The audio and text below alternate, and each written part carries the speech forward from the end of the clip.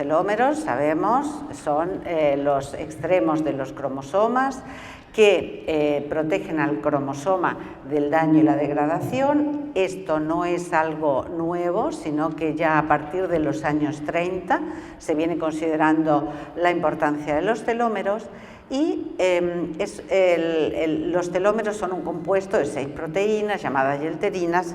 Bueno, esto no vamos a explicarlo. La telomerasa es una ribonucleoproteína, que es una enzima con una actividad polimerasa, que es la responsable de la longitud de los telómeros, de reparar y de alargar.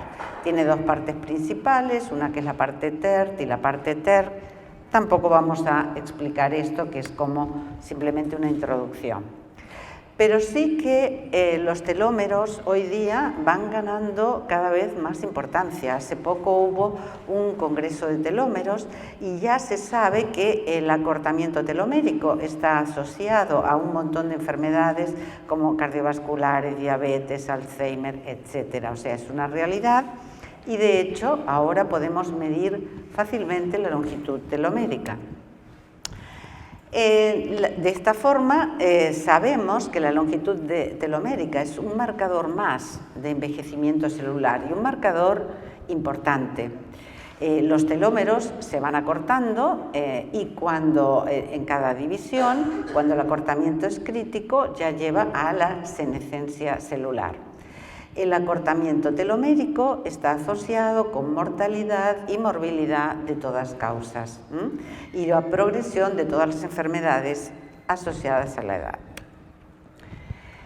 El acortamiento telomérico no está, es decir, la edad cronológica es el comportamiento telomérico en la misma edad cronológica varía notablemente de persona a persona. De hecho, la edad representa solamente pues, un 10% de las causas de acortamiento telomérico y hay una gran, enorme variación interindividual. ¿A qué se debe esta variación interindividual? Bueno, estos son distintos factores que se van estudiando en la gente que hace investigación y estudio de telómeros. Es muy importante, se incide en aspectos como la dieta, obesidad, estrés, ejercicio físico. Y esto está muy bien. Pero bueno, yo hoy vengo a proponerles otra cosa que simplemente a lo mejor no se tiene en cuenta y es muy importante como causa de acortamiento telomérico. Una cosa más que tenemos que mirar. Y esto sobre todo lo producen las infecciones virales. Y sobre todo, dentro de las infecciones virales, los herpesvirus. ¿Por qué? Porque los herpesvirus, que se contraen en la infancia o adolescencia, establecen infecciones latentes que son susceptibles de reactivaciones. Con respecto a los herpesvirus, el citomegalovirus es uno de los factores más importantes entre los herpesvirus con respecto a la alteración telomérica. ¿Y esto por qué? Hay un montón de causas. Dentro de los herpesvirus, el citomegalovirus se comporta como inmunodominante. ¿Qué quiere decir? Que requiere y pide mucha energía al sistema inmunitario. El sistema inmunitario tiene que poner mucho empeño en controlar al citomegalovirus. De hecho, por ejemplo, en personas ancianas bueno, no tan ancianas, pero sobre todo en ancianos que están infectados, tienen una infección por citomegalovirus, en su sangre periférica, del 10 al 30% del total de sus linfocitos T y el 50% de los linfocitos CD8 tienen como target al citomegalovirus, es decir, va a requerir un montón de público para controlarlo. Aparte los linfocitos específicos, los linfocitos T específicos de memoria hacia el citomegalovirus, presentan telómeros acortados. Estos linfocitos ya están chafados, ya están acortados ¿Por qué? Porque es tanta la energía que les lleva a tratar esta infección que produce este desgaste telomérico muy importante. Por lo cual, esta enorme expansión de linfocitos T con telómeros acortados es mucho mayor en el caso del citomegalovirus que incluso otros herpesvirus. Por ejemplo, el Epstein-Barr tiene fama de chico malo, pero en este caso del acortamiento telomérico es mucho más malo el citomegalovirus. Y me ha gustado muchísimo y pongo atención por este artículo, que si podéis leer es un artículo muy bonito, fijaros que está señalado como un artículo mayor, o sea, un artículo relevante, y vamos a hablar un poco de qué dice el estudio. Es un estudio muy bien hecho. El estudio examina la asociación de 4 herpesvirus humanos, el citomegalovirus, el herpes simple 1, el herpes 6 y el Epstein-Barr, en relación a la longitud telomérica leucocitaria, durante 3 años y con 400 individuos sanos en edades entre 53 y 70, y son de la cohorte Whitehall.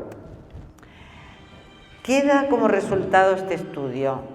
Es sorprendente que las infecciones por herpesvirus, sobre todo por citomegalovirus, presentan un grado de afectación telomérica que representa como si fuera 3 años de diferencia de edad en cuanto a envejecido, ¿no? La persona que está infectada con esto y una persona que no está infectada. Pero para el caso del citomegalovirus, casi representa a 12 años de edad cronológica, o sea que es una afectación muy importante.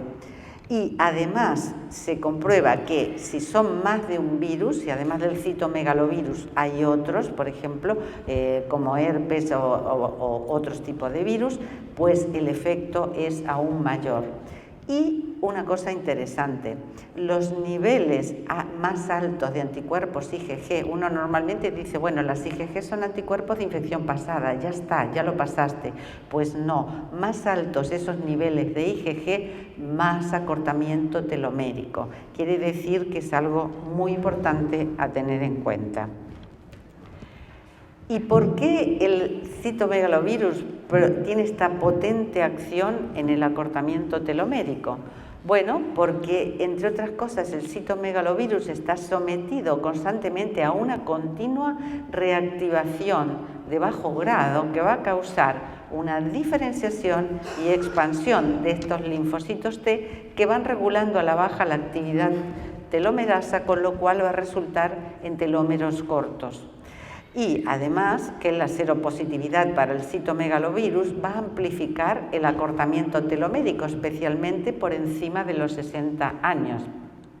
Y otra cosa, el citomegalovirus también puede infectar y replicar en células adrenocorticales, disparando así la esteroideogénesis, que tiene una probada capacidad para inhibir la telomerasa de los CD4 y de los CD8.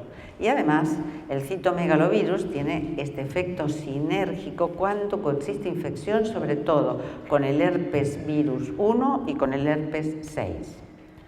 Mensaje práctico para llevarse a casa, take home message, simple y directo.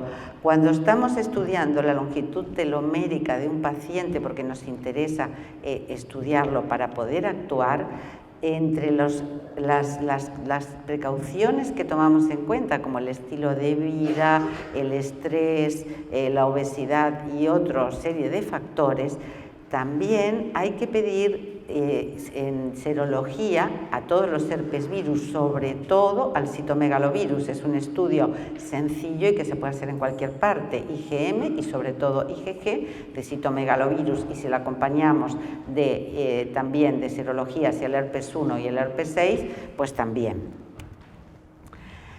Y entonces, una vez que tenemos este citomegalovirus, tenemos estas IgG, ¿cómo bajamos los niveles de estos anticuerpos que están causando ese acortamiento telomérico?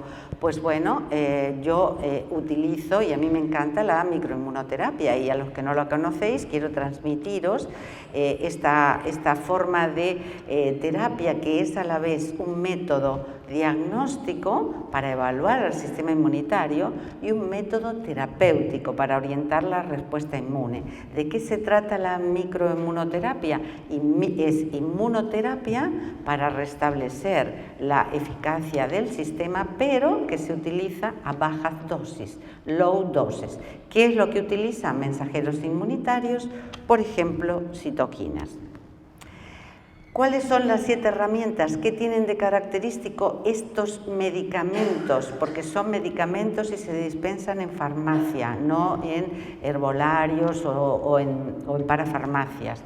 Tiene 7 características. Tiene que utiliza citoquinas, o sea, proteínas especializadas que modulan la respuesta inmune.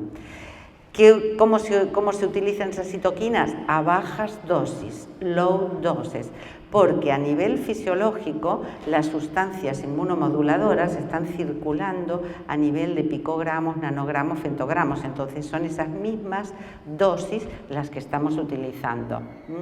Hay un diferente grado de concentración y dilución, es decir, cada pastilla no es igual a la otra, tienen esto. Es una estrategia con objetivos múltiples, quiere decir, no voy solamente a un punto, sino que sigo toda la cascada de señalización inmunitaria y de cronobiología. Es una información secuencial, tiene como característica utilizar los SNA, que son productos registrados del laboratorio, que son oligonucleótidos que buscan impedir la producción de una proteína. Y tiene absorción por el circuito linfático, quiere decir que no se toma en vía oral, sino que es administración sublingual. Y esto es simplemente un repaso de las unidades de medida. Como veis a la derecha son muchos ceros y en la otra parte de la diapositiva son las citoquinas circulantes, por ejemplo, en personas sanas y en personas con malarias, para que veamos de qué es este rango de nanogramos, femtogramos que estamos hablando. Esta es una fórmula, la fórmula que se llama fórmula CMV, es una fórmula, como vemos, y por eso decíamos que es una estrategia con objetivos múltiples.